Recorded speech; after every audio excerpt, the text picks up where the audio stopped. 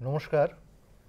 নাটক বিনোদনের মাধ্যম হলেও মাঝে মাঝে হয়ে ওঠে প্রতিবাদের হাতিয়ার। আর এই কাজটাই সুন্দরভাবে করেছিলেন সুধীন্দ্রনাথ সরকার, থিয়েটার জগতে যাকে আমরা চিনি বাদল সরকার নামে। আর তিনিই দিয়েছিলেন বাংলা নাটকে এক অন্যতম নাট্য দর্শন। তার এবছর শতবর্ষ, জন্ম শতবর্ষে আজ স্টুডিওতে ওনাকে নিয়েই আলোচনায় রয়েছি আমি চিন্ময়। আর আমার সাথে আমার বাঁ পাশে রয়েছেন রাজ্যের অন্যতম একজন নাট্যকার, অভিনেতা, নাট্য নির্দেশক শ্রী সঞ্জয় কর। সঞ্জয় দা, আপনাকে স্বাগত জানাই স্টুডিওতে। আর ডান পাশে রয়েছেন আরেকজন প্রখ্যাত নাট্য নির্দেশক, অভিনেতা শ্রী উত্তম চক্রবর্তী মহোদয়। আপনাদের দুজনকেই স্বাগত জানাই। প্রথমেই যে কথাটা সঞ্জয় দা থেকে আলোচনা শুরু করি। সঞ্জয় দা, আমরা জানি বাদল সরকার তার প্রারম্ভিক যে সময়ে, সেই সময়ে কিন্তু নাটকের সঙ্গে যুক্ত ছিলেন না তিনি। তো আপনার কি মত, কিভাবে উনি নাটকে এলেন, এই বিষয়টা যদি একটু আলোচনা করেন। উনি নিজেই তো বলেছেন অনেক জায়গায়, বিভিন্ন ইন্টারভিউতে বলেছেন, লেখালেখিতেও বলেছেন যে যেখানে নাকি অনেকেরই দেখা যায় ছোট বয়স থেকেই নাটকের পারফরমেন্সের দিকে আগ্রহ, পারফরমেন্স করতে যাচ্ছেন, কিন্তু সেখানে তার ক্ষেত্রে ব্যাপারটা ঘটেছে অনেক পরে। মূলত নাটক পড়তে খুব ভালোবাসতেন, নাটক পড়তে ভালোবাসতেন এবং তার নিজস্ব একটা ঘর ছিল আলাদা। সেখানে তিনি গিরিশ ঘোষ থেকে আরম্ভ করে, মহেন্দ্র চৌধুরী থেকে আরম্ভ করে এদের যে বিখ্যাত নাটকগুলো সেগুলো উনি পড়তেন। এবং সেখানে তার এই বই সংগ্রহের ব্যাপারে তার দিদিরা তাকে সাহায্য করতেন। এবং তখন বাংলাতেই উনি পড়তেন, তখন ইংরেজিতে সরগরম হননি। কিন্তু পরবর্তীকালে বার্নার্ড শর আর্মস অ্যান্ড দি ম্যান, এটাই হচ্ছে তার প্রথম ইংরেজি নাটক পড়া, এবং যেখান থেকে ক্রমশ পৃথিবীর বিখ্যাত নাটকগুলোর তিনি পড়েছেন। তিনি নিজে বলেছেন যে তার নাটকের পারফরমেন্স তার জীবনে প্রথম ঘটেছে, সেটা হলো গিয়ে তার যে 10th স্ট্যান্ডার্ডের যে পরীক্ষা, স্কুল জীবন, মানে ম্যাট্রিক পরীক্ষা, এই ম্যাট্রিক পরীক্ষার পর কিছুদিন অবসর পেয়েছিলেন এবং তখন তার নিজেরই লেখা একটি নাটক, একটি ইংরেজি নাটকের অনুবাদ, এবং সেখানে তিনি নিজে নির্দেশক, নিজে মুখ্য অভিনেতা এবং নিজে মানে নাট্যকার। তো উনি তার জন্য বলেছেন যে আমার যে জীবনে নাটকের প্রবেশটা হচ্ছে, আমি একাধারে নাট্যকার, নাট্য নির্দেশক এবং মুখ্য অভিনেতা, এবং সেটা তার বাড়িতেই অভিনয় হয়েছিল, পারিবারিক পরিকাঠামোতে যা হয় আর কি। এবং সেখানে দাদু দিদা সহ প্রায় 15-20 জনের মতো দর্শক ছিলেন। এবং তারপরে দেখা গেল যে ইন্টারমিডিয়েট পরীক্ষার পরেও ঠিক একই রকম অনেকটা ঘটনা ঘটলো এবং নাটক উনি নিজে পারফরমেন্স করলেন। তো এইভাবে উনি পারফরমেন্সে এসছেন। কিন্তু তার আগে তার হচ্ছে নাটকের পড়া এবং নাটকের শোনা। রেডিওতে নাটক খুব শুনতেন, তার বিশেষ আগ্রহ ছিল। তখন বোধহয় শুক্রবারে একটা দুপুরের দিকে 3টা থেকে একটা অনুষ্ঠান চলতো যেখানে নাকি নাটক প্রচার করা হতো। তো সেই নাটকগুলো কোনোদিনই উনি মিস করতেন না, সেই নাটকগুলো শুনতেন। এবং সেখানেই বিখ্যাত অভিনেতা যারা তখনও জীবিত এবং যারা নাকি স্টেজে পারফরমেন্স করছেন, ইচ্ছে হলেই তাদেরকে গিয়ে উনি দেখতে পারেন, কিন্তু তাদের ওই মঞ্চে গিয়ে দেখার তার আগ্রহটা এতটা ছিল না, যার জন্য ওই রেডিওতে কানে তাদের প্রত্যেকেরই গলা প্রায় তার চেনা হয়ে গেছিল। তখন হেডফোনে শুনতেন,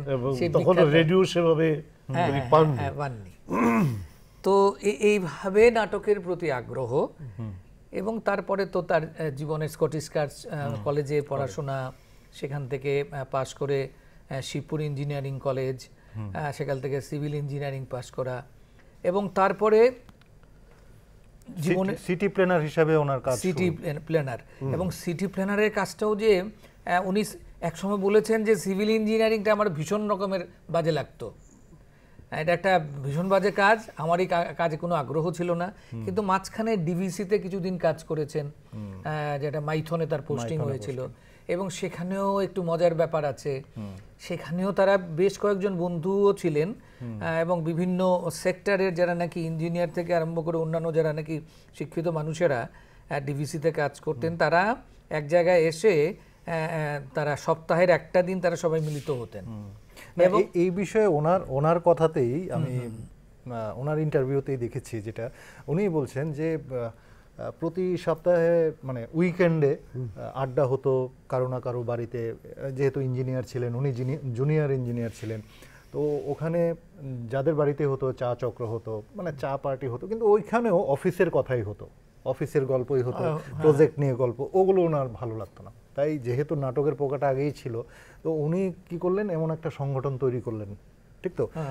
সম্ভবত চক্র নাম দিয়েছিলেন। চক্র পরবর্তীকালে, চক্র কলকাতায়, চক্র অনেক পরে। আচ্ছা। কিন্তু এখানে মাইথনে যেটা হয়েছে, সেখানে বন্ধু বান্ধবদের উনি কলকাতা থেকে নেওয়া বিখ্যাত নাটকগুলো নিয়ে যেতেন এবং সেই নাটকগুলো পাঠ করা হতো এবং সেগুলো রিহার্সেল করা হতো, কিন্তু কন্ডিশন ছিল যে এই নাটক কোনোদিনই অভিনীত হবে না, মঞ্চস্থ হবে না। হ্যাঁ, তো এই কন্ডিশনে সব বন্ধুরা আসলে হচ্ছে নিজেদের তৈরি করা, বিশেষ করে উনি নিজেকে তৈরি করেছেন এই সমস্ত মানে প্রক্রিয়ার মধ্য দিয়েই, যে কিভাবে অভিনয়টা শিখতে হয়, কিভাবে অভিনয়টা করতে হয়, এবং সেখানে তার বন্ধু বান্ধবরা ছিল এবং তার বন্ধু দুজন স্ত্রী, তারাও নাকি খুব উৎসাহিত হয়ে এটাতে জয়েন করেছিলেন। ফলে একটা ছোট্ট একটা নাট্য সম্প্রদায়ের মতো তৈরি হয়েছিল, যদি কোনো নাম ছিল না তেমন এটা, এবং তারা ওইভাবে বেশ কিছুদিন এখানে যতদিন ছিলেন ডিভিসিতে, খুব বেশি দিন ছিলেন না, তো সেখানে ওইভাবে নাট্যচর্চাটা উনি করেছেন। এবং তারপরে কলকাতায় কিছুদিন চলে এলেন এবং কলকাতা মিউনিসিপ্যাল কর্পোরেশনে উনি ভেলুয়ার এবং সার্ভেয়ার হিসাবে কিছুদিন কাজ করলেন, এটাও একটা ফেজ। এবং এখানেও কিছুদিন নাটক পড়া, নাটক লেখা, কিছু কিছু নাটক লিখেছেন। কিন্তু পরবর্তীকালে যেটা হয়েছে যে এই সমস্ত যখন কিছুই তার ভালো লাগছিল না, তখন আস্তে আস্তে ওই চক্রটা কিন্তু এই সময়টার মধ্যেই চক্র তৈরি হয় এবং এই চক্রের মধ্যেও সেই একই রকম ভাবে এই সপ্তাহের একদিন, সেটা হচ্ছে বোধহয় মঙ্গলবার, সপ্তাহের মঙ্গলবারে সবাই বন্ধুরা এসে মিলিত হতেন এবং সেখানে নানা রকমের আড্ডা হতো, খেলা থেকে আরম্ভ করে রাজনীতি থেকে আরম্ভ করে সব কিছু। কিন্তু তারপরে উনি বললেন যে না, চলো আমরা নাটক করি। তো এখান থেকেই এই চক্র থেকেও কিছু কিছু নাটক তারা তৈরি করেছেন এবং যেগুলো মানে ওই বৃহৎ আকারে না হলেও ছোট আকারে। উনি বলছিলেন কোনো একটা সাক্ষাৎকারে যে ওই চক্রতেই একটা সময় অভিনেতা নিজেরাই ক্যারেক্টার চয়েস করে নিজেরা পড়তেন, পাঠ করতেন, সেটাকে তৈরি করতেন। তো এক সময় মনে হয়েছিল না, চলো না, এত যখন তৈরি হচ্ছে একটু নাটক করি, মঞ্চস্থ করি। সেই সময় সবাই না, আমরা তো কি উদ্দেশ্যে এটা বানানো হয়েছে, আমরা তো মঞ্চস্থ করব না, মানে ভেঙে যাওয়ার মতো অবস্থা সংগঠন।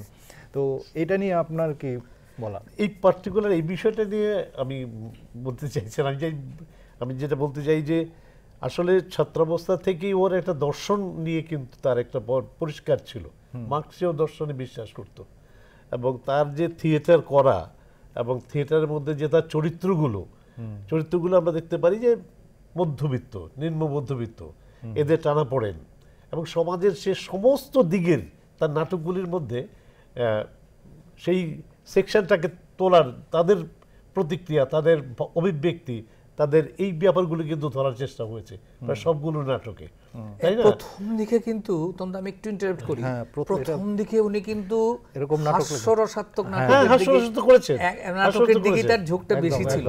নাটক পড়তেনও সেগুলো খুঁজে খুঁজে এবং নিজে লিখেছেনও বড় পিসিমা, তার বিখ্যাত হাস্যরসের নাটক বল্লভপুরের রূপকথা, এগুলো সবই হচ্ছে হাস্যরসাত্মক, ওই দিকেই তার ট্রেন্ডটা ছিল।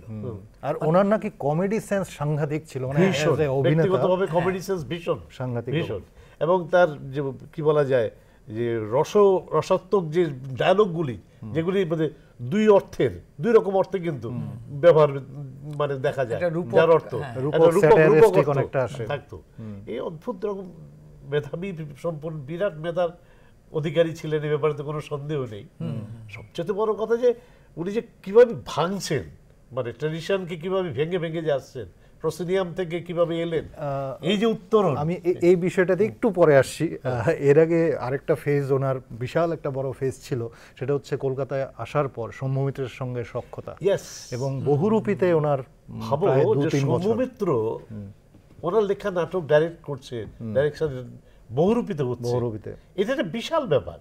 করেছেন এবং ইন্দ্রজিৎ করেছেন, তাকেও ডাইরেক্ট করার জন্য, নির্দেশনা দেওয়ার জন্য বলা হয়েছিল, কিন্তু বহুরূপীর সঙ্গে তার বিরোধ বাদে শৃঙ্খলা ইত্যাদি নিয়ে তারা যেভাবে বলছিলেন সেটা ওনার পছন্দ না, যার জন্য ওই সময়টাতেই কিন্তু সেই ৬৭ সালটা উনি বেরিয়ে এলেন। কিন্তু ৬৭ সালেই বহুরূপীর প্রযোজনায় উনি প্রলাপ নাটকটা, হ্যাঁ, প্রলাপ নাটকটা তৈরি করছিলেন, উনি কিন্তু নির্দেশনায় ছিলেন না, উনি নির্দেশনা করছিলেন, যেটা আমরা পাই মানে ওনার বইপত্রে বা ওনার আমি জীবনীতে। তো আবার একটা আরেক জায়গায় পেয়েছি, কোনো একটা জায়গা হয়তো সম্ভবত এটা না, মানে যে প্রলাপের করতে গিয়েই বহুরূপীর সঙ্গে বাধাটা তার আসে।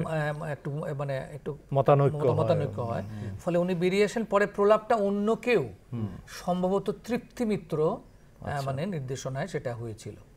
যাই হোক, মানে হচ্ছে যে বহুরূপীর মতো একটা দল যারা মানে জাস্ট কিছুদিন আগে রবীন্দ্রনাথের সেই সফর শেষ করেছে, ৪ অধ্যায়, রক্তকরবী, হ্যাঁ এই নাটকগুলো করেছে, এবং রক্তকরবী তো ওয়াদিপাউস করেছেন। ঠিক সেই সময়ে একজন নতুন নাট্যকার, কিন্তু একেবারেই নতুন, হঠাৎ করে এবং ইন্দ্রজিৎ বাকি 63 ইতিহাস সালে লেখা। এটা একটু ভাবার বিষয়, কিন্তু এই উত্তরণটা ইভেন বহুরূপীর ক্ষেত্রে বলো, বহুরূপীর একটা ধারা থেকে যে আরেকটা ধারা যে চলে এলো, এটা একটা সাংঘাতিক ব্যাপার, এবং বাদল সরকারকে নিয়ে, বাদল সরকারকে নিয়ে এটাই বিশাল। আমারও মনে হয় কি জানো তো চিন্ময়, যে এই যে তার জীবনের না এক একটা ফেজগুলোকে আমরা আলাদা আলাদা করতে পারি। যেমন একটা হচ্ছে 18 শতক একটা ফেজ গেল, তারপরে এসছে একটা অ্যাবসার্ডিটি, একটা এটাও বহুদিন ধরে চলেছে। অ্যাবসার্ডিটির আগে তোমার প্রসিনিয়ামের কিন্তু মোস্ট প্রফেশনাল, না আমি আমি প্রসিনিয়ামের মধ্যেই অ্যাবসার্ডিটির কথা বলছি। সেটা অ্যাবসার্ডিটি পরে এলো, তার গবেষণাধর্মী কাজগুলির মধ্যে ভাঙছে যে প্রথম দিকে একেবারে মানে প্রসিডিয়াম থিয়েটার, যে নর্মাল যতগুলো তুমি জানি বলো না কেন, সবগুলো বাকি ইতিহাস থেকে বলো তুমি, সারা রাত্রি, তারপরে তোমার মানে কি বলবো, আর যে যতগুলি সবগুলি প্রায় একই ধারা, একই ধারা। কিন্তু এর পরে যে ভাঙছে, এখানে উনি নিজেই বলেছেন যে অ্যালবার্ট কামু এবং জ পল সার্ত্রে, তাদের যে এক্সিস্টেন্সিয়ালিজম, অস্তিত্ববাদের দিয়ে উনি খুব প্রভাবিত হয়েছিলেন।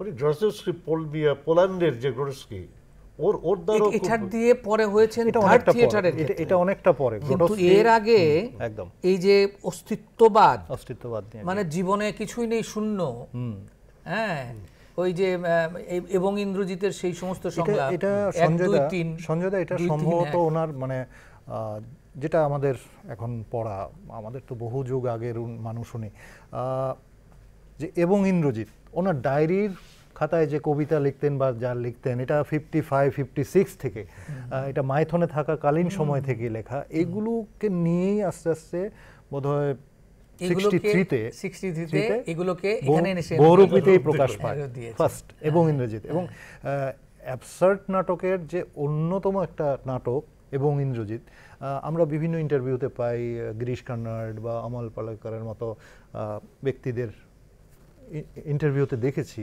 শুনেছি যে ওরাই বলছে যে 70টার বেশি নাটক লিখলেও বাদল সরকার শুধু এভাম ইন্দ্রজিৎ বা এবং ইন্দ্রজিৎ দিয়েই উনি একজন বিখ্যাত নাট্যকার। এবং ইন্দ্রজিৎ মানে ভারতীয় বিভিন্ন ভাষায়, আমার মনে হয় না কোনো ভাষা আছে যেটাতে অনুদিত হয়নি। এই আর কিছুদিনের মধ্যে উড়িয়া ভাষায় একটা হচ্ছেই তো, অনুবাদ একটা আসছে, দেখব 25 তারিখে সম্ভবত সত্যব্রত রাও প্রযোজনা করছেন। আরেকটা জিনিস হবে এবং ইন্দ্রজিৎ হবে এই সময়টাতে আর কি, মানে স্বাধীনোত্তর সময়টাতে, স্বাধীনোত্তর কালে আমাদের সমস্ত ভারতবর্ষে কিন্তু একটা থিয়েটার অফ রুটস একটা মুভমেন্ট শুরু হয়েছে, যেখানে নাকি যে আমরা আমাদের যে মূল থিয়েটার, সেই একেবারে ভিক্টোরিয়ান বা ইউরোপিয়ান থিয়েটার থেকে সরে এসে নিজস্ব থিয়েটারের শিকড়টাকে খোঁজা। হ্যাঁ, এদিকে হিন্দিতে মোহন রাকেশ, মারাঠাতে বিজয় তেন্ডুলকার, এদিকে কন্নড়ে গিরিশ কার্নাড, মণিপুরে রতন থিয়াম, এরা সবাই তখন শিকড়ের খুঁজে ছুটছেন। এবং অনেক পরে রতন থিয়ামের যদি বলি আদর্শটা সেটা বাদল সরকার, আমি তোমাকে বলছি সেটা রতন আমাদের ত্রিপুরাতে যে থিয়েটার ওয়ার্কশপ করলো, এরপরে বাদল সরকার মণিপুরে গেলেন এবং সেইখানে কানাইয়ালাল এবং তোমার এই রতন থিয়াম ওকে ওর মূল ব্যাপারটাকে ধরে নিয়ে ওরাও এগিয়ে যেতে পারলো, আমরা আন্তর্জাতিক স্তরে পৌঁছাতে পারলো। আমরা ত্রিপুরা কিন্তু সেখানে পারলাম না, আমরা পশ্চিমবঙ্গ মুখাপেক্ষি হয়ে রইলাম। সেখানে ব্যতিক্রম কিছু ছিল, আমার গুরু মানিক চক্রবর্তী কিছুটা করতেন, কিন্তু সেটা সেইভাবে হয়নি। এটা নিয়ে আলোচনা পরে করা যাবে। এই ফেজটাতে আসছি আমরা, একটা ফেজ করে, যেহেতু আমরা আসছি তো এখন যেটা আমি বলছিলাম, 65, আমি 67 আমার মনে হয় ওই যে আন্দোলনের বা ওই যে ভাবনাটার একটা চলছিল না, বাদল সরকারও সেইখানেই আর কি আমাদের লোকশিল্পের যে দিকগুলো আছে, আমাদের যাত্রা, আমাদের যে ওপেন জায়গাতে যে নাটক করার যে চারদিকে মানুষ থাকবে, এর মধ্যে যে আমাদের যে পারফরমেন্সগুলো লোকশিল্পের যেগুলো হয়, এগুলো দিয়ে কিন্তু ক্রমশ উনি প্রভাবিত হয়েছেন। এবং এগুলো দিয়েই কিন্তু পরবর্তীকালে এই যে unity of urban and rural theatre, যেটা নাকি থার্ড থিয়েটারের একটা মুখ্য জায়গা, হ্যাঁ, এই থার্ড থিয়েটারে আসছিলাম, যে ওনার মূল নাট্য দর্শনে যে দর্শকের সঙ্গে একদম সরাসরি যোগাযোগ, দর্শকের মাঝে গিয়ে নাটক করার এই দর্শনটা নিয়ে এবার একটু আলোচনা। এটা নিয়ে একদম সরাসরি ওনার মুখ থেকে আমার শোনা, বাহ, একদম মানে আমাদের ওয়ার্কশপে উনি কাজ করার সময় এটা নিয়ে এটা হচ্ছে উত্তমদা হচ্ছেন সবচেয়ে ভাগ্যবান। আমার জানি না আর কেউ কতজন আছেন এখানে, সলিলদা আছেন, এরকম হয়তো কয়েকজন আছেন হাতে গোনা, যারা নাকি 73 সালে যখন নাকি বাদল সরকার একবারই আগরতলা এসেছিলেন, আয়োজিত এই কর্মশালা, 7 দিনের কর্মশালায় ছিলেন। এটা একটা অদ্ভুত ব্যাপার। উনি কিন্তু যেটা বলেছিলেন যে আমরা যখন প্রসিনিয়াম থিয়েটার করি, প্রসিনিয়াম থিয়েটার করার ক্ষেত্রে আলো, মঞ্চ, মিউজিক, কস্টিউম, অনেক কিছু লাগে। আমাদের মতবাদটাকে প্রতিষ্ঠিত করবার জন্য অনেকগুলো সাপোর্ট নিতে হয়। আমার মুখ্য উদ্দেশ্যটা কি, আমার যে মতবাদ বা আমার যে বক্তব্য, সেটা আমার সরাসরি দর্শকের কাছে কমিউনিকেট করা। সেই ক্ষেত্রে এই যে প্রসিডিয়াম, এই যে টোটাল ব্যাপারটা, এটাকে ভাঙতে হবে এবং জনগণের কাছে, মানে আমার দর্শকের কাছে স্ট্রেইট যেতে হবে। তার জন্যই কিন্তু উনি থার্ড থিয়েটার ফর্মের যে ব্যাপারটা করলেন, এবং সরাসরি কানেকশন। হ্যাঁ, এবং এর জন্য কি করতে হবে, তার জন্য আমাকে নিজেকে তৈরি করতে হবে। আমার সবচেয়ে বড় মূলধন, উনি যেটা বলতেন, যেটা আমার সবচেয়ে বড় মূলধন, আমার ক্যাপিটাল হচ্ছে আমার দেহ, শরীর, আমার শরীর যেন সব সময়, যে কোনো সময়, যে কোনো কাজের জন্য প্রস্তুত থাকে। আমি সেভাবে নিজেকে তৈরি করব। আমার শরীরটাই বড় কথা। এবং আমার সেখানে আমি আমার অভিনয়ের মাধ্যমে আমি সরাসরি, এখানে আমার একটা কথা ব্যাপার আছে, এলিনেশন যেটা বলো, বার্টল ব্রেইটের যে এই ব্যাপারগুলোও কিন্তু ওর মধ্যে কাজ করতো। ও কিন্তু ওই যে ভেঙে ভেঙে আবার যে চলে যাওয়া, ভেঙে ভেঙে এলিনেশন করা, এই যে বিষয়গুলো কিন্তু তার ভিতরে তখন থেকেই ছিল। অদ্ভুত ব্যাপার। এই আলোচনাটা জলধর মল্লিক, আবার অন্যান্যরা, তোমার মমতা মুখোপাধ্যায়, এনারাও ছিলেন, আমরাও ছিলাম। মানে ওই সময় একটু সময়ের জন্য একটা আলোচনা, খুব সমৃদ্ধ আলোচনা, সামান্য ওই সময় স্মৃতিতে যতটা থাকে আর কি। তবে এইটুকু বুঝেছিলাম। আচ্ছা, আমি আমার আগ্রহ থেকে বলছি, একটু জিজ্ঞেস করতে চাইছি যে উনার প্রক্রিয়াটা কি ছিল, আপনাদের যে 7 দিনের যে আপনারা যে ওয়ার্কশপটা করলেন, এতে কিভাবে কি শিখিয়েছিলেন, মানে প্রক্রিয়াটা কি ছিল তার? খুব ইন্টারেস্টিং। যেমন আমরা সকালবেলা, সকাল 10টায় পৌঁছে যেতাম, একদম ডট টাইমে। আমি ওইখানে গিয়ে যে প্রথমেই যেটা শিখলাম, যে আমার মানে চপ্পলগুলোকে গুছিয়ে রাখতে হবে, এবং টোটাল যে আমার যে জায়গাটাকে দরকার হলে নিজে ঝাড়টা দিয়ে পরিষ্কার করে রাখতে হবে। ওইখানে যাওয়ার পরে আমাদের প্রথমেই উনি যেটা করাতেন সেটা হচ্ছে যে ফিজিক্যাল এক্সারসাইজ, থেরাপি বলতেন উনি, থেরাপি বলতেন। কিন্তু কখনোই কিন্তু মানে মাসলকে বাড়াবার মতো ওরকম করে কিছু না। যাই করতেন শরীরটা, প্রথমেই যেটা শিখিয়েছেন সেটা হচ্ছে শরীরটাকে কতটাকে ফ্লেক্সিবল করা যায়, কতটাকে লুজ করা যায়। হ্যাঁ, একদম শরীরটা ফ্লেক্সিবল রেখে সেখানে তারপরে আস্তে আস্তে আস্তে আস্তে হেড রোল, হেড রোলের পরে হিপ রোল, হিপ রোলের পরে বডি রোল, বডি রোলের পরে এছাড়া দাঁড়িয়ে আমাদের আই রোল, এবং সমস্ত পার্টসগুলোকে হাতের, মানে যেগুলিকে মানে একদম মানে এইটুকুন পর্যন্ত আমার প্যারালাইসিস হয়েছে দেখাতে বোঝাতে হবে। হ্যাঁ, এরকমভাবে লুজ করা, এইভাবে শরীরটাকে কতটা ফ্লেক্সিবল করা যায়, এটা নিয়ে এই কাজটা। এরপরে করেছেন উনি ওয়াকিং। ওয়াকিং ওয়াকিং মানে কত রকমের হাঁটা হতে পারে, সেভাবে হাঁটাগুলোকে।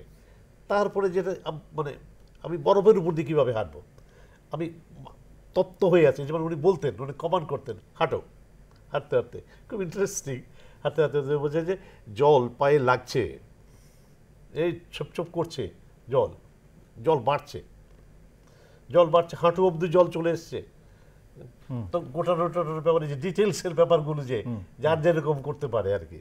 এরপর আস্তে আস্তে বুক সমান জল, জল নাকের কাছাকাছি চলে এসছে, তুমি প্রায় ডুবে যাচ্ছ, ঠাঁই পাচ্ছ না, এখন তখন সাঁতার। তা এরকম করতে করতে করতে আস্তে আস্তে আস্তে আস্তে জল কমছে, জল কমতে কমতে কমতে কমে যাচ্ছে, কমতে কমতে এখানে একটু মেথড অ্যাক্টিং এরও প্র্যাকটিস, এবং সমস্ত ভাবে শরীরটাকে তুমি কিভাবে কত রকম ভাবে ব্যালেন্স করতে পারো বা ব্যালেন্স। এবং তারপরে আরেকটা কতগুলি জিনিস করাতেন, অনেকগুলি গেম করাতেন, যে গেমগুলি পরবর্তীকালে এনএসডির কিছু কিছু ওয়ার্কশপ আমি দেখেছি ওরা ওইটাই করছে আর কি। যেমন বিশেষত একটা জিনিস করাতেন যে ট্রাস্ট গেম। ট্রাস্ট গেমটা যে কি মারাত্মক, কত রকমের। আসলে এই ট্রাস্ট গেম করলে বোঝা যায় যে ওই লোকটা কি থিয়েটারের লোক কি না, মানে আমাদের অঙ্গনের লোক কি না, তার ডিভোশনাল অ্যাটিটিউড কতটা আছে, কতখানি সে মানসিকভাবে আসবে, কতখানি বিশ্বাস করে সে। কারণ আমার পার্শ্ব চরিত্রকে যদি বিশ্বাস যদি না করি, আমি যদি আমার যদি ট্রাস্টেড পার্সন যদি না হয়, আমি অভিনয় করবো কিভাবে? কিভাবে একটা প্রপসের জন্য হোক, যে কোনো কাজের জন্য আমি তাকে দায়িত্ব, তুমি নাটক পরিচালনা করছো, তুমি বুঝতে পারছো তুমি আমাকে একটা দায়িত্ব দিয়েছো, আমি সেই দায়িত্বটা ফেল করলাম, নাটকটা ম্যাসাকার হয়ে গেল এই সামান্য একটু ভুলের জন্য। ট্রাস্ট গেমটা বড় সাংঘাতিক ছিল। এটা বিভিন্ন রকম ট্রাস্ট গেম, ইমাজিনারি গেম, অনেকগুলো ব্যাপার ছিল। একদম একদম একদম। আমারও সঞ্জয়দার সেই ক্ষেত্রে একটা ছোট্ট সৌভাগ্য হয়েছিল, ছোট আকারেই হোক, দুদিনের জন্য ওনাকে পেয়েছিলাম। তখন কলকাতায় ছিলাম, সম্ভবত 2002 বা 2003 এই সময়টা হবে। হঠাৎ সুযোগ এলো একটা ওয়ার্কশপে যাব, প্রায় 10-15 দিনের ওয়ার্কশপ ছিল। সেইখানে দুদিনের জন্য ওনাকে স্পেশালি মানে বলার জন্য আনা হয়েছিল, স্পেশাল বক্তা হিসেবে। উনি সারাটা দিনই আমাদের সঙ্গে ছিলেন এবং উত্তম কাকু যে কথাগুলো বলছেন, এবং প্রথম থেকে উনি তখন সেভাবে দৌড়াদৌড়ি করতে পারেন না, বয়স অনেকটাই হয়ে গেছে সেই সময়, 2011-তে তো উনি চলেই গেলেন। তবুও তারপর একটা উনি কখনোই কিছু কিছু অভিনয়ের আমাদের দিতেন, সাবজেক্ট দিতেন, টপিক দিতেন, কিন্তু কখনো উনি অভিনয় করে দেখাতেন না।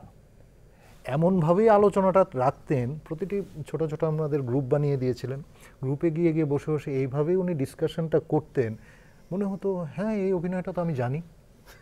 এবং বিশ্বাস করুন মানে সেই সময় আমি যে গ্রুপটাতে ছিলাম সেই গ্রুপটার মধ্যে আমি আর একটা মেয়ে ছিল যারা একটু নাটক করে গেছি। আমি তখন অলরেডি মানিক স্যারের আন্ডারে, মানিক চক্রবর্তীর আন্ডারে ভোমা করে ফেলেছি 2000 সালে। তো সেই অভিজ্ঞতাটা ছিল স্যারের সঙ্গে কাজ করার। দুজন ছিলাম, আর বাকি 5 জন প্রথমবার ওরা নাটকের ওয়ার্কশপে এসছে, একদম কলেজ স্টুডেন্ট। কিন্তু এত অসাধারণ কাজ করলে মানে করালেন উনি আমাদের, ভেতর থেকে তো বার করেই দেবে একদম, ভেতর মানে থেকে কোনোদিনও অভিনয় দেখাননি, দুদিনের কাজ ছিল। আর আরেকটা জিনিস যেটা করেছে সেটা আমি বলি তোমাকে একটু, ওই জায়গাতে তুমি টায়ার্ড হয়ে গেলে তো তোমার সকাল 10টা থেকে 12টা 1টা পর্যন্ত সেখানে অনেক রকম মেশিন করা, মানে এক একটা ধাপে ধাপে ধাপে যাচ্ছে, মানে সবাইকে একটা মেশিনের পার্টস হতে হবে এবং অ্যাক্টিভলি কাজ করতে হবে। একটা বোটের বা যেখানে জাহাজ বা যে কোনো কিছু একটা তুমি তৈরি করতে হবে, এটা তোমাকে করতে হবে ফিজিক্যাল অ্যাক্টিংয়ের মাধ্যমে। ন্যাচারালি তুমি 10টা থেকে শুরু করে তুমি 12টা 12:30 অবধি কাজ করার পরে তুমি টায়ার্ড হবে। এরপরে তোমার ঠিক 1টাতে break for half an hour পরে এরপরে তোমাকে, আমরা তো প্রথম খুব হেসেই ফেলেছিলাম ব্যাপারটার মধ্যে। বিশ্রাম করছে, সবাই বিশ্রাম করছে, একটু বিশ্রাম করছে, ফ্লোরের মধ্যে কেউ কেউ আস্তে আস্তে বলে হ্যাঁ শুয়ে পড়ুন, চোখ বন্ধ করুন, আস্তে শান্তভাবে শুয়ে পড়ুন, ঘুমিয়ে পড়ুন, প্রত্যেকের আস্তে আস্তে ঘুমিয়ে পড়ুন। ঠান্ডা একটা বাতাস লাগছে আপনার গায়ে, ঠান্ডা বাতাস। দূরে একটু বৃষ্টি হয়ে গেছে, তার জন্য ঠান্ডা বাতাসটা আরেকটু ভাল লাগছে আপনার, আপনি শুয়ে পড়ুন, পাখি ডাকছে দু একটা দূরে দূরে, এরকম করে তোমাকে একটা অদ্ভুত জায়গা নিয়ে যাবেন, এক এক দিন এক একটা জায়গায় নিয়ে যাওয়ার পর তুমি তো কিছুক্ষণ আসলে অনেকে শুয়ে পড়ে, আমাদের সঙ্গে কিছু বয়স্ক লোকজন ছিল, নাকও ডাকতে শুরু করে দিতে, সে মজার ব্যাপার। যতক্ষণ ভালো লাগে শুয়ে থাকুন, এরপর আস্তে আস্তে যখন ভালো লাগবে না তখন আস্তে আস্তে উঠে বসুন, আস্তে আস্তে উঠে বসার পরে তখন এরকম প্রত্যেকের কাছে একটা নোট দিয়ে দেওয়া হলো, ওটা দিয়ে বলা হলো যে ওই ফিলিংসটাকে আপনি তখন কি হ্যাঁ, এটা আমাদেরকে দিয়েও করেছে, কি ভাবছেন আপনি লিখুন, লিখে ফেলে বন্ধ করে রাখুন, লিখে দিলেন। এরপরে আবার চললো কিছু ফিজিক্যাল এক্সারসাইজ, বিভিন্ন গেম, হ্যাঁ গেম টিম, এক এক দিন এক একটা গেম, মানে কত গেম, মানে কিরকম ভাবে করেছে এগুলি সব মানে স্মৃতি, মানে কি আমার জীবনে বললাম তো, মানে যা শিখেছি ওই সময়টা, ওই দিনগুলো, এটা সাংঘাতিক জিনিস শেখা। আর সঙ্গে আমার গুরুর কথা মনে পড়ে, মানিক চক্রবর্তীর কথা মনে পড়ে, তার কাছ থেকেও কিন্তু জানো, সেও কিন্তু ঘটস্কিকে খুব ফলো করতো, এবং সেও যে আমাদের কাজগুলো করাতো, ও কিন্তু থিয়েটার ওয়ার্কশপে যায়নি, আমাদের ওয়ার্কশপে যায়নি, কিন্তু সেও কিন্তু এই কাজগুলো যে করতো, ফিজিক্যাল ট্রেনিংগুলি যে আমাদের দিত। তবে বাদল সরকার আরো অনেক ব্যাপক। এবার ওয়ার্কশপের অভিজ্ঞতাটা শুনলাম, যেই আলোচনাটা আমাদের রয়ে গেছিল সেই থার্ড থিয়েটারে যে ওনার যে আলাদা একটা দর্শন, যেটা আপনি বলতে চেষ্টা করেছেন প্রথম দিকে, যে যেখানে আমার মনে হয় তিনটে বেড়া উনি ভেঙেছেন। একটা হচ্ছে অঙ্গন মঞ্চের বেড়া, একটা হচ্ছে দর্শক আর অভিনেতাদের যে দূরত্বটা, সেই বেড়াটা ভেঙেছেন, আরেকটা হচ্ছে প্রসিনিয়ামের যে হাইটের ব্যাপারটা, যে উপরে অভিনেতারা থাকছে, নিচে দর্শকরা বসে থাকবে, আর অন্ধকারাচ্ছন্ন জায়গায় একটা জিনিস হচ্ছে আমার মনে হয় কি জানো তো, যে এগুলো তো হচ্ছে যে প্রসেস, কিভাবে উনি বিষয়টাকে করলেন, কিন্তু তার আগে তার মনে হয়েছিল যে আমি যে থিয়েটারটা করছি এখন, এটা করে আমার কোনো লাভ হচ্ছে না, মানে আমি যা চাইছি, উনি যা চাইছেন দর্শকের কাছে যাওয়া এবং চাইছেন যে তোমার উপরে আমার উপরে যে সামাজিক অবিচার চলছে, যে অসাম্য আমরা দেখছি চারদিকে, যে অত্যাচার চলছে, নিপীড়ন চলছে, এর মধ্যে তোমাকে প্রতিবাদ করতে হবে।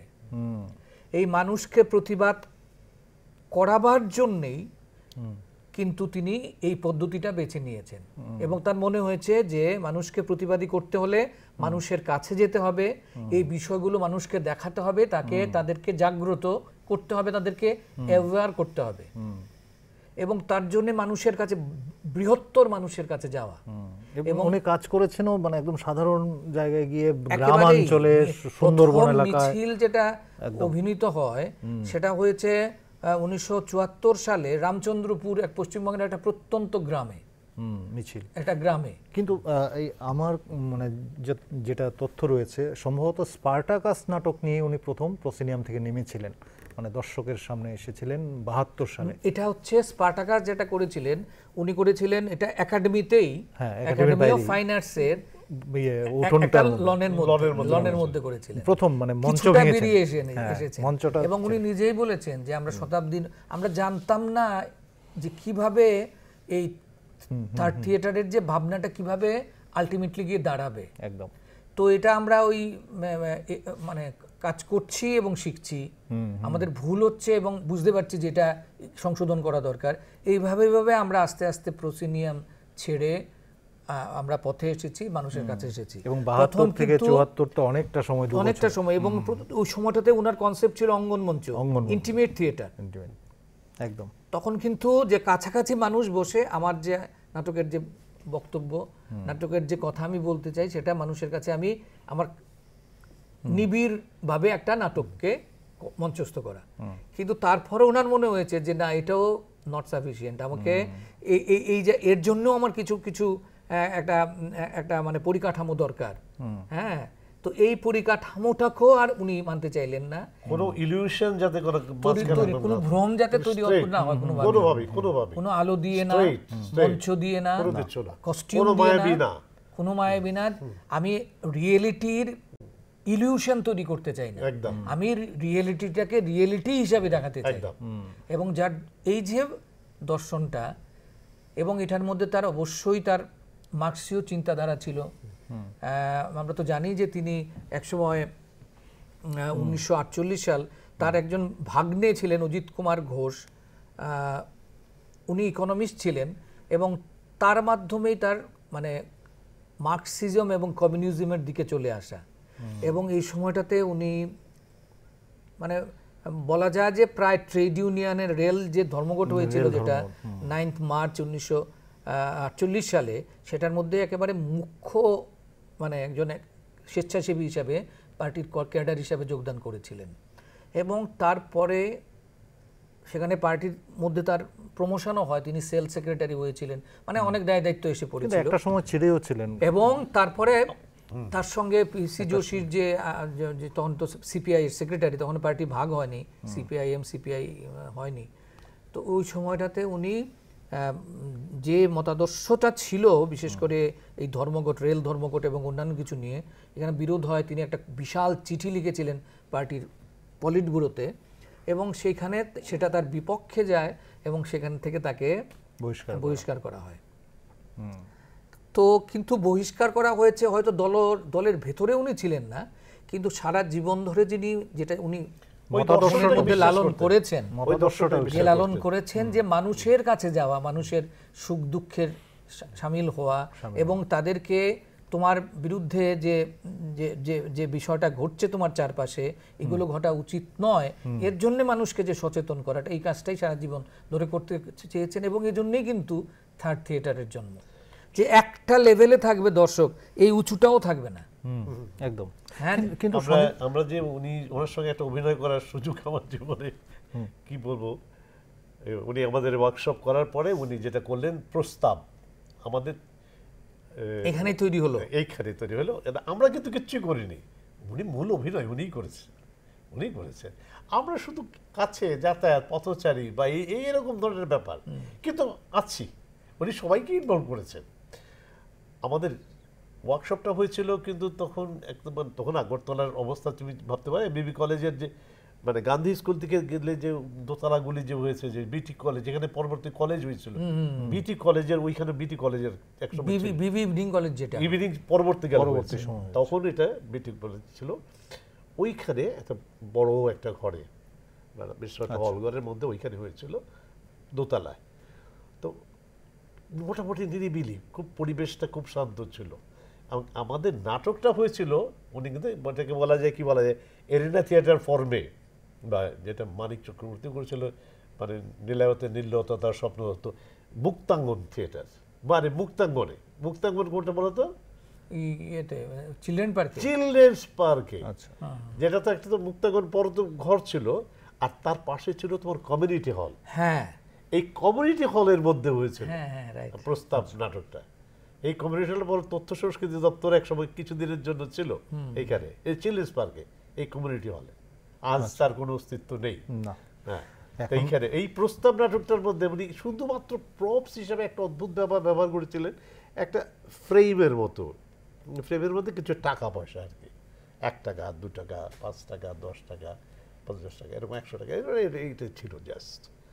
আর বাদ বাকিটা পুরোটো মানে মানে একক অভিনয়, একক। হ্যাঁ, কিন্তু উনি আমাদের ইনভলভ করেছেন। প্রস্তাব নাটকটার নাম ছিল প্রস্তাব। যাই হোক, যেই মানে দর্শনের কথাই আমরা বলছিলাম, যেটা আপনি শুরুটা করেছিলেন, যে থার্ড থিয়েটার থেকে তো কেন বেরিয়ে এলেন এটা বুঝতে পারলাম। মানে থার্ড থিয়েটারে কেন এলেন? হ্যাঁ, থার্ড থিয়েটারে কেন এলেন? তো এই থার্ড থিয়েটার কনসেপ্টটা নিয়ে একটু যদি আমাদের দর্শকদের, আমার এটা থার্ড থিয়েটার হলে আবার ফার্স্ট থিয়েটার কি বা সেকেন্ড থিয়েটার কি, যেটা আমরা থিয়েটার তো আমরা যেটা লোকনাট্য করি, যেটা আমরা ইনহেরিট করছি আমাদের মানে বংশ পরম্পরায় আমাদের যে লোকনাট্যটা, সেটাই হচ্ছে সেকেন্ড থিয়েটার তো এমনি কি মানে ফার্স্ট থিয়েটার সেকেন্ড ইয়ার কি বলে কেউ? না না, কিন্তু ওই যে থার্ড লোকনাট্য, থিয়েটার কেন বন্ধু এসেছে? থিয়েটার বঞ্চনাট্য উনি কেন বললেন? এবং একদম। উনি থার্ড থিয়েটার উত্তম না, বলেছেন। উনি কেন থার্ড বললেন? Third হোয়াই নট বললেন। Second or first? না না না না, হ্যাঁ, উনি কিন্তু থার্ড বলেছেন। আচ্ছা আচ্ছা একদম সঞ্জয়দা, থার্ড থিয়েটার বলেছেন। এক সময় আপনি তো ওনার সঙ্গেই ছিলেন, এক সময় কিন্তু উনি বিভিন্ন জায়গায় থার্ড থিয়েটারটাকে আবার অপোজও করেছেন। থার্ড থিয়েটার ওনার মানে শতাব্দীর দলের লোকরা নাম দিয়েছিল, কিন্তু উনি প্রথমে কিন্তু এটাকে অস্বীকার করেছিলেন। কিছু কিছু ইন্টারভিউতে কিন্তু এই কথাগুলো আছে। তাই? হ্যাঁ, উনি কিন্তু অস্বীকার করেছেন, কিন্তু আবার পরবর্তী সময় উনি একটা সময় থার্ড থিয়েটার নিয়ে বইও ছিল একটা, সেটাকে আবার প্রত্যাহার করে নিয়েছিলেন তিনি আচ্ছা এক সময়। আচ্ছা। দ্য না, কিন্তু- কনসেপ্ট অফ থার্ড থিয়েটার এমনই কিন্তু কিছু নাম মানে ছিল। উনি তো বিখ্যাত এবং মানে সারা ভারতে উনি আলোচিত এবং পৃথিবীব্যাপী আলোচিত থার্ড থিয়েটারের জন্যই, থার্ড থিয়েটার, তাই না? একদম। এবং যে থার্ড থিয়েটার সঙ্গে অ্যাবসার্ড থিয়েটারের যে প্রবক্তা হিসাবে ওনাকে বলা হয়, বাংলা থিয়েটারের অ্যাবসার্ড থিয়েটারের প্রবক্তা হ্যাঁ। বলা হয়, এবং পরবর্তীকালে উনি বিশেষভাবে মানে সমাদৃত হয়েছেন কিন্তু থার্ড থিয়েটারের জন্য। ঠিক। ফলে ফার্স্ট এবং সেকেন্ড আছে বলেই এই লোকনাট্য এবং আমাদের প্রসিনিয়াম থিয়েটার সেকেন্ড, এই জন্যই থার্ড। ওইভাবেই হয়তো যেমন বা। এখন করে ফোর্থ থিয়েটার চলছে একটা। ফোর্থ থিয়েটার হচ্ছে বাংলাদেশে বিশেষ করে এবং পৃথিবীর অন্যান্য জায়গাতেও হচ্ছে, সেটা হচ্ছে যে আমি যাদের জন্য নাটক করছি তাদের কাছে পৌঁছে যাওয়া। আমি হয়তো বিষয়টা হয়তো একটা ছাত্রদের জন্য করা হচ্ছে বিষয়টা, তো ধরো নেশা, এই এই বিষয়টা নিয়ে, এগুলো তো আমরা ওই নামে হতো যাচ্ছি না, কিন্তু আমরাও যাচ্ছি মানুষের কাছে। তো ওই Open air ওই কলেজে theatre। চলে যাওয়া, Open air ওই তো এই জিনিসটাই তো বাদল সরকার করছিলেন।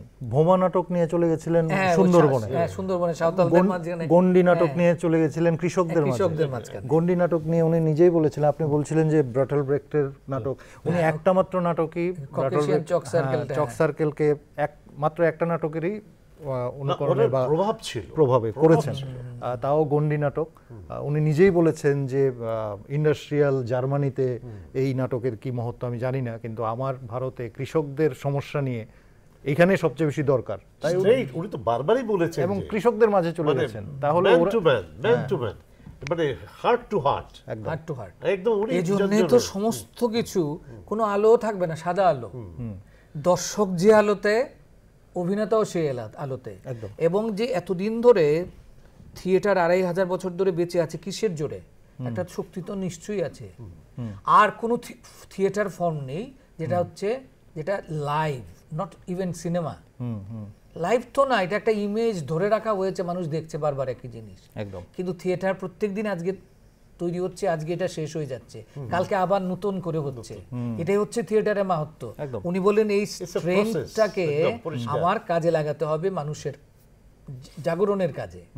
এবং এজন্যই ওই সমস্ত কিছু প্রত্যাহার করে থিয়েটারের যা আনুষঙ্গিক আছে যেগুলো, এগুলোকে করে একদম বেয়ার একটা ফ্রি থিয়েটার নাম দিলেন এটা।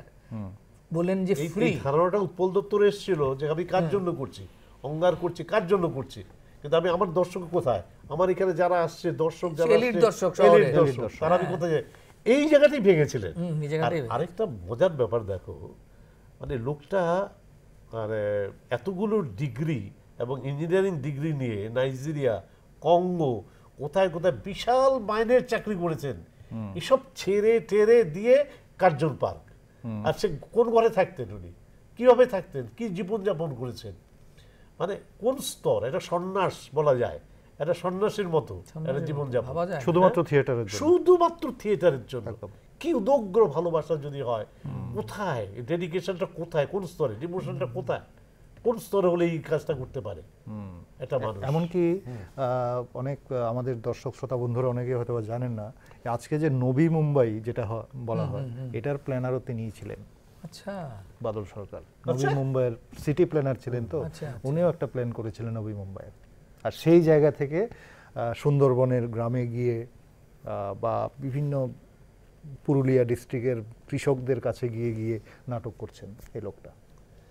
এটা না এটাই জীবনযাপন। এই যে মানে এই যে দর্শনটা আর কি তার মাথার মধ্যে ছিল, মানুষের কাছে যাওয়া, মানুষের কথা মানুষকে বলা, তাদেরকে অ্যান্টি এস্টাবলিশমেন্ট যে ভাবনাটা, একদম। হ্যাঁ, একটা নতুন সমাজের স্বপ্ন দেখতেন। এই সমস্ত কিছু মিলিয়েই বাদল সরকার আর কি, এই সমস্ত কিছু মিলিয়ে, এবং তার জন্যেই মানে বাদল সরকার আজকে তার শতবর্ষ, তা বহুদিন, যতদিন থিয়েটার থাকবে আলোচনায় বাদল আপনি আসবেন। সরকারকে ভোলা যাবে না।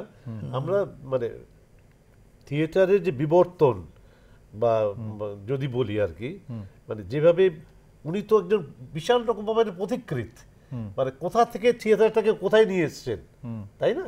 এটা তো একটা সাংঘাতিক বিষয়।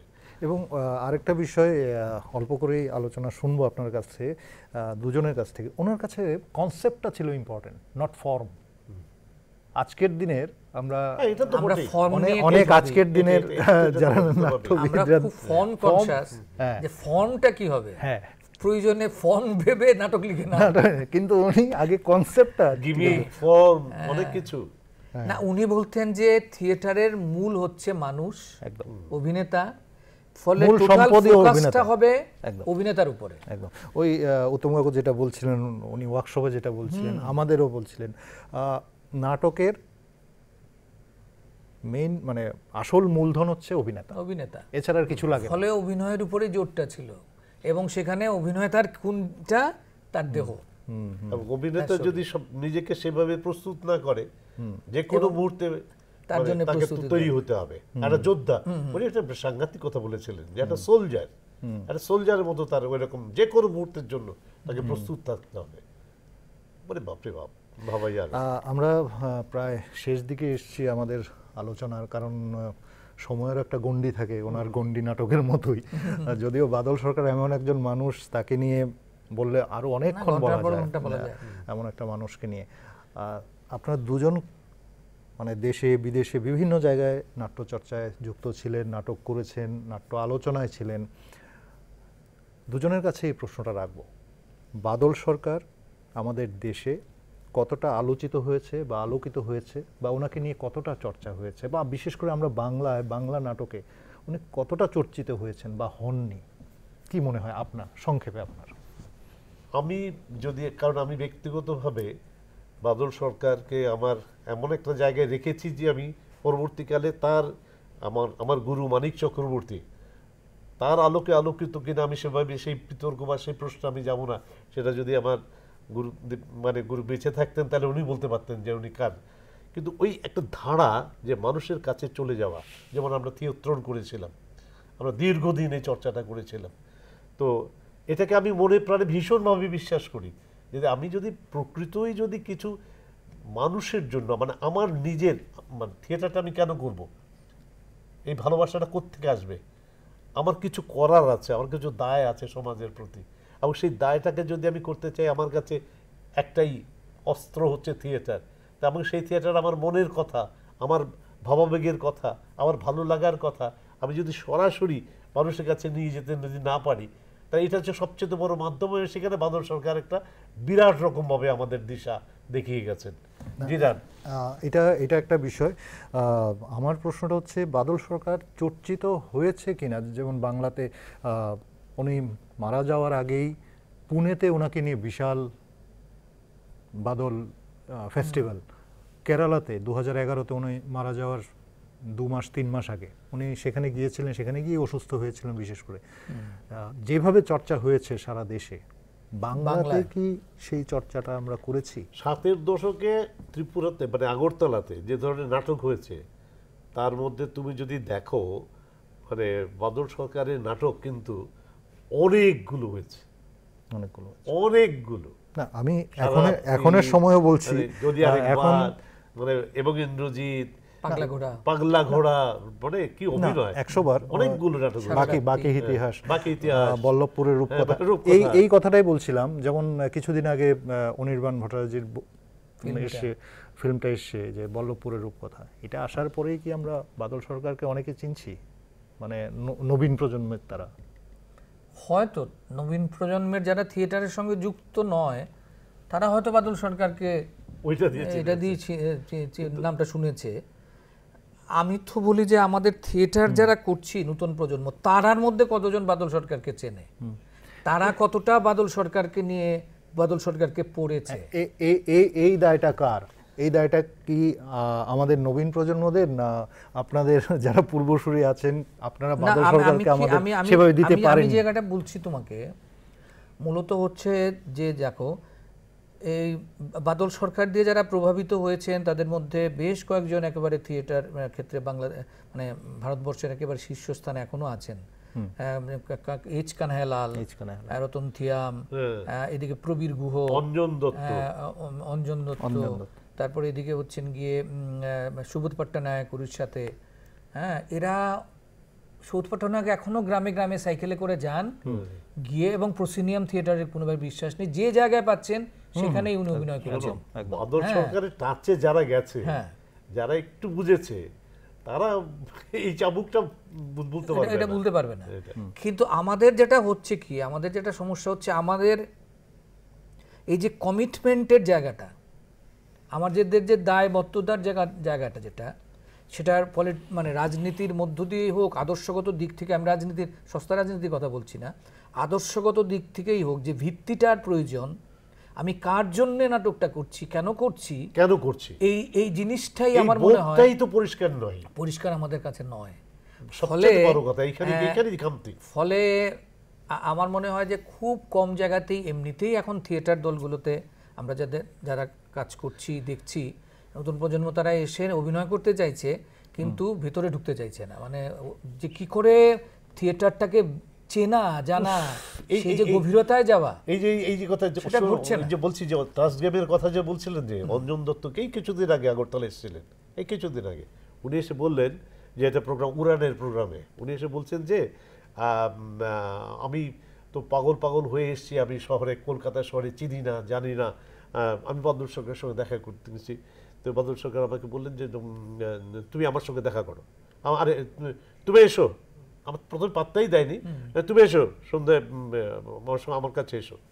কোথায় আসবো, কি করব, আমি কিচ্ছু জানি না, মহাসমুদ্রের মধ্যে। এবং সেই অঞ্জন দত্ত তার সেই ইচ্ছা শক্তিটা এমন প্রবল ছিল যে সত্যি সত্যি সে জিজ্ঞেস করে যেতে পেরেছে। এই ইচ্ছা শক্তি কজনের আছে তুমি বলো, কজন এখনকার অভিনেত্রীর মধ্যে এই ইচ্ছা শক্তিটা নিয়ে করতে? সেটা অঞ্জন দত্তের 19 বছর বয়সের গল্প, সেটা উনি নিজেও একটা ইন্টারভিউতে সাংঘাতিক ব্যাপার। বলো, যাই হোক, আমরা অনেকটা সময় হয়েছে, আমাদের থামতে হবে। তো আমি এটাই বলবো আর কি, যে আমাদের যারা থিয়েটারে আমরা দলগুলি মোটামুটি দিয়ে দলগুলোর একটুখানি সামনের দিকে আছি, আমাদের মনে হয় আমাদের যারা নাকি বাংলা থিয়েটারকে সারা বিশ্বে পরিচিতি দিয়েছেন, সারা ভারতবর্ষে পরিচিতি দিয়েছেন, হয়তোবা তাদের কিছু কিছু এখন তাদের কতটা প্রাসঙ্গিকতা সেটা নিয়ে আমরা আলোচনা করার মতো আমাদের আলাদা জায়গা আছে, কিন্তু অন্তত তাদের কাজকর্ম সম্পর্কে জানা, তাদেরকে বোঝা, হ্যাঁ, এই বিষয়গুলোকে নিয়ে আমার মনে হয় দলে ভিতরগুলোতে, আমি আগরতলা শহর বা ত্রিপুরার কথাই বলছি, অন্তত বসা উচিত, বলা উচিত, এই কাজগুলো না করলে, শুধু নাটক করলে আজকে নাটক থাকবে, কালকে থাকবে না। এই কথার পরিপ্রেক্ষিতেই সঞ্জয় দা একটা কথা বলতে চাই, আপনি একটা নাট্যদল চালান, যেই নাট্যদল প্রতি বছর মানে নতুন নতুন প্রোডাকশন আপনি করছেন, এই ইতিমধ্যেই একটা নতুন প্রোডাকশন করেছেন অনুকূল, বাদল সরকারের শতবর্ষ, কিছু ভেবেছেন? আমার তো খুব ইচ্ছে হচ্ছে এবং ইন্দ্রজিৎ করতে, আমি জানি না আপনার কি কোনো এরকম? আমি মানে শুধু বাদল সরকারকে ভেবে এই কাজটা করছি সেটা ভুল হবে। আমিও থিয়েট্রনকে নিয়ে আবার নতুনভাবে কিছু করার জন্য অবশ্যই মাথার উপরে বাদল সরকারের একটা ব্যাপার তো রয়েছে, সঙ্গে আমার গুরু মানিক চক্রবর্তীকে নিয়ে আমি থিয়েট্রন করার জন্য অলরেডি শুরু করেছি, জানি না কতটা কি করতে পারবো। আমি খুব ঠিক আছে, তাহলে আমাদের পরবর্তী প্রজন্মের যারা নাট্যকর্মী হিসেবে, নাট্যশিল্পী হিসেবে আসতে চায় বা আসছে, তাদের হয়ে অনুরোধ রাখবো আপনারা দুজনের কাছে, আপনি যেমন মানে পথনাটক বা থার্ড থিয়েটারকে নিয়ে ভাবছেন বা থিয়েট্রনকে নিয়ে ভাবছেন, আপনি এবং ইন্দ্রজিৎকে নিয়ে ভাবছেন, প্রসিনিয়ামে কিছু একটা আমাদের তোমার কাছে অনুরোধ থাকবে, তুমিও করো, তুমিও যেহেতু নাটকের কাজ করছো, ফলে আমাদের কিছু করা উচিত আর কি। আমার নিজস্ব একটা ভাবনা রয়েছে, সেটা বাদল সরকারের চিন্তা ভাবনাগুলোকে একটু আমার মনে হয় আমাদের কিছু ওয়ার্কশপ, আমাদের তো এরকম ইস্যু না হলে আমরা আবার জাগি না, তো যেহেতু এবার শতবর্ষ, তাহলে জেগে ওঠার পালা, ওয়ার্কশপ করে সবাইকে একটু প্রণীত করা দরকার। তাহলে জেগে ওঠার পালা। ওনার শতবর্ষে এই হোক আমাদের শ্রদ্ধার্ঘ ওনার প্রতি আমাদের এই প্রজন্মের নাট্যকর্মী নাট্যশিল্পীদের পক্ষ থেকে এটাই হোক বাদল সরকারের প্রতি আমাদের শ্রদ্ধা নিবেদন। তো এই কথাগুলো বলেই শেষ করব আজকের এই আলোচনা চক্র। আমার পাশে ছিলেন দুজন প্রখ্যাত নাট্য ব্যক্তিত্ব এই রাজ্যের, নাট্য অভিনেতা নাট্য নির্দেশক শ্রী উত্তম চক্রবর্তী ডান পাশে, এবং বাঁ পাশে আরেকজন বিখ্যাত নাট্য অভিনেতা নাট্যকার নাট্য নির্দেশক সঞ্জয় কর। আপনাদের দুজনকে অনেক অনেক ধন্যবাদ। আর দর্শক শ্রোতা বন্ধুরা আপনাদেরকেও ধন্যবাদ। আজ এ পর্যন্তই। সবাই ভালো থাকবেন, সুস্থ থাকবেন।